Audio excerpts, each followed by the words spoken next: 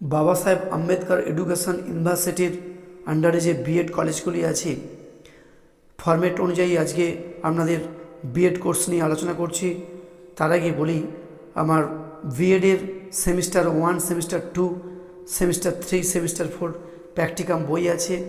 সেই প্র্যাকটিকাম বইগুলি আপনারা অবশ্যই কলেজটির থেকে পেয়ে যাবেন। তার সঙ্গে বলি, আপনারা অনেকেই ভিডিওর পিডিএফ নিতে চান, তাদের ক্ষেত্রে বলি, এই ভিডিওটির পিডিএফ ফাইল ডেসক্রিপশান বক্সে দেওয়া রয়েছে। পিডিএফ ফাইলটির পাসওয়ার্ড ভিডিওর মধ্যে রয়েছে, আপনারা ভিডিওটি দেখুন। বিএডের আজকে একটি প্র্যাকটিকাম নিয়ে আলোচনা করছি। শিক্ষাবিজ্ঞান বিষয়ের লার্নিং ডিজাইন।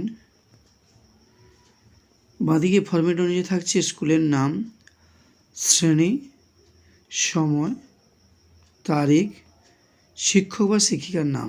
ডান দিকে থাকছে বিষয়, শিক্ষাবিজ্ঞান, একক শিক্ষার বিভিন্ন রূপ।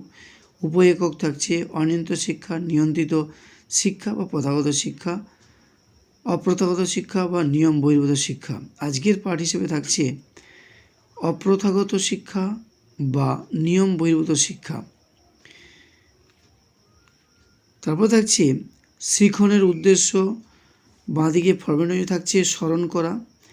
অপ্রথাগত শিক্ষা বলতে কী বোঝো, শিক্ষার্থীরা বলতে পারবে।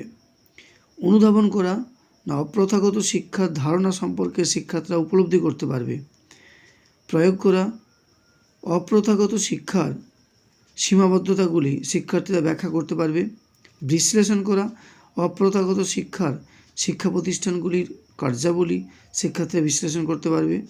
মূল্যায়ন করা, না অপ্রথাগত শিক্ষার বিভিন্ন কৌশলসমূহ শিক্ষার্থীরা লিখতে পারবে। সৃজন করা, অপ্রথাগত শিক্ষার শিক্ষা প্রতিষ্ঠানগুলির ভবিষ্যৎ সম্পর্কে শিক্ষার্থীরা অনুমান করতে পারবে।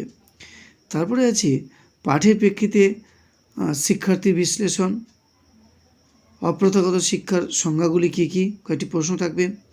শিখন সহায়ক উপকরণের প্রস্তুতি ও নির্বাচন, যেমন আছে পাঠ্যপুস্তক, রেফারেন্স বই, ব্ল্যাকবোর্ড, চক, ডাস্টার, চার্ট, চিত্র, মডেল। তারপরে থাকছে শিখন কৌশল।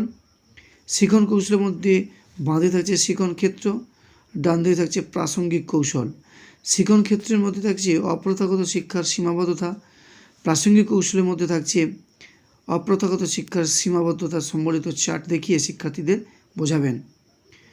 বাঁধে থাকছে শিখন ক্ষেত্র 2 নম্বর, অপ্রথাগত শিক্ষার প্রয়োজনীয়তা। প্রাসঙ্গিক কৌশল মধ্যে থাকছে অপ্রথাগত শিক্ষার প্রয়োজনীয়তা সম্বলিত চার্ট দেখিয়ে শিক্ষার্থীদের বোঝাবেন। তারপর থাকছে মূল্যায়নের নকশা, যেটাকে আমরা বলছি কাজের পাতা।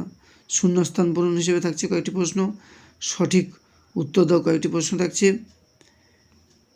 আজকে লার্নিং ডিজাইন এখানেই সমাপ্ত করলাম।